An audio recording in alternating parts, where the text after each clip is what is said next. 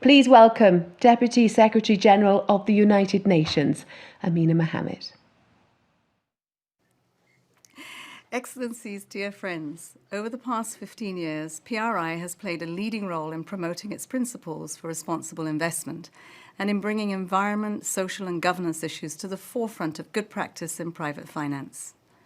Together with its UN partners, the UN Global Compact and the UNEP Finance Initiative, as well as the Global Investors for Sustainable Development Alliance, PRI has led the way in this effort. And we can see the results. The tide is turning. PRI now has brought together more than half of all institutionally managed funds globally, with about $103 trillion in assets under management, including an additional $17 trillion in the past year alone. It has set an ambitious blueprint to harness individual action from signatories into impactful action on the climate change and sustainability. But while the transition to a more sustainable economic model is now considered inevitable, we are not moving fast enough. We must accelerate the transition towards a zero-carbon, resilient and inclusive economy by eliminating harmful fossil fuel subsidies and enhancing efforts to put a price on carbon, keeping coal away from recovery plans, and setting up just transition plans with adequate social protections for workers in high-emitting sectors. This year, just as we entered the decade of action to deliver the Sustainable Development Goals, the COVID-19 crisis upended our most fundamental economic and development models and has come to risk setting us back years in our efforts to achieve sustainable development. The Secretary-General has called on governments to align their response and recovery efforts with the SDGs and the Paris Agreement to ensure we recover better and avoid a reversal of the development gains. He's also spearheaded a United Nations initiative on financing for development post-COVID-19, convening member states, international finance institutions, experts, and private sector representatives, all to help ensure that countries have the means to respond, making the recovery a reality. This process resulted in a comprehensive menu of options to forge a comprehensive global financing response to the pandemic aligned with the SDGs and the Paris Agreement.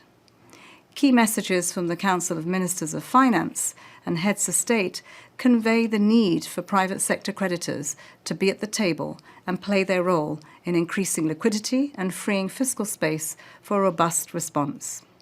Private finance is an essential ingredient to the mix. Responsible investment is good for business, good for communities, and good for the environment. Investors understand this. ESG indices have outperformed the market consistently, especially during downturns. An emphasis on ESG should complement other instruments aimed at aligning private finance with the SDGs.